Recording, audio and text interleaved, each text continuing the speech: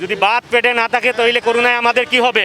পেটে ভাত পাইতে হইবে, আমার কর্মচারী বেতন পায় না, লোকেরা খানি নাই, সব কিছু নাই, আর এখন আপনাদের করুণা।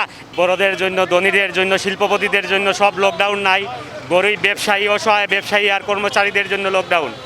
আমি দৃঢ়ভাবে বিশ্বাস করি সরকার যদি জনগণের সরকার হয়ে থাকে তাহলে এই লকডাউন আর অতিবাহিত করবে না এবং আগামী কাল থেকেই ব্যবসা প্রতিষ্ঠান খোলার অনুমতি দিবে।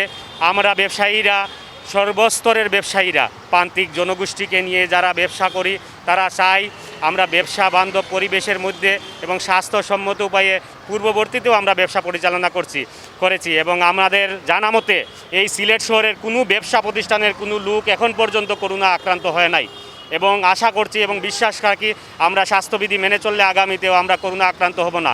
এখন করোনার থেকে বড় করোনা হয়ে গেছে আমাদের এই ভাত না খাওয়া। পেটে যদি ভাত না থাকে করোনা থাকে কী হইব? যদি ভাত পেটে না থাকে তাহলে করোনায় আমাদের কি হবে? পেটে ভাত পাইতে হইবে, আমার কর্মচারী বেতন পায় না, লোকেরা খানি নাই, সব কিছু নাই, আর এখন আপনাদের করোনা। ঢাকায় বসে বসে করোনার জন্য দিয়ে দিলেন লকডাউন, আর সবাই গাড়ি দৌড়াইতেছেন আর আপনারা ঠিকমতো ভাত খাইতেছেন, সব কিছুই করতেছেন।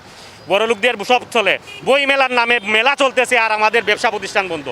এক দেশে যে এই দুই রকম নীতি চালু হয়েছে, এইটা বন্ধ করার জন্য আমি সরকারের প্রতি উদারত আহ্বান জানাচ্ছি এবং ব্যবসায়ীদের পক্ষ থেকে আপনাদের কাছে সবিনয় বিনোদন যে আগামী কাল থেকেই আমাদেরকে ব্যবসা প্রতিষ্ঠান খোলার ব্যবস্থা করে দিবেন। আমাদের আজকের এই মানববন্ধনের মূল দাবি হলো সরকারের কাছে আমাদের আকুল আবেদন, গত স্বাস্থ্যবিধি মেনে আমরা দোকানপাট খুলতে চাই, ব্যবসা প্রতিষ্ঠান খোলা রাখতে চাই। কারণ এইবার যদি আমরা ব্যবসা না করি এই সিজনে তাহলে আমাদের পথে বসে আমরা এমনিতেই মরে যাব। করোনায় মরতে হবে না, আমরা ঋণে জর্জরিত।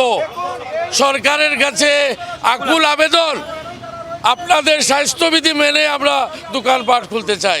আমাদের আজকে মানববন্ধনের প্রথম দাবি হইল আমরা স্বাস্থ্যবিধি মেনে আমরা ব্যবসা প্রতিষ্ঠান খোলা রেখে ব্যবসা করতে চাই। করোনার ভয়ে যদি আমরা দোকান বন্ধ করে দেই তাহলে করোনার মৃত্যুর আগে আমাদের মৃত্যুবরণ হয়ে যাবে। কাজে সরকারের কাছে আকুল আবেদন, আগামীকাল থেকে এই আপনার প্রজ্ঞাপন পুনর্বিবেচনা করে আগামীকাল থেকে আমাদের ব্যবসা প্রতিষ্ঠান খোলা রাখার ব্যবস্থা করিয়া দিন।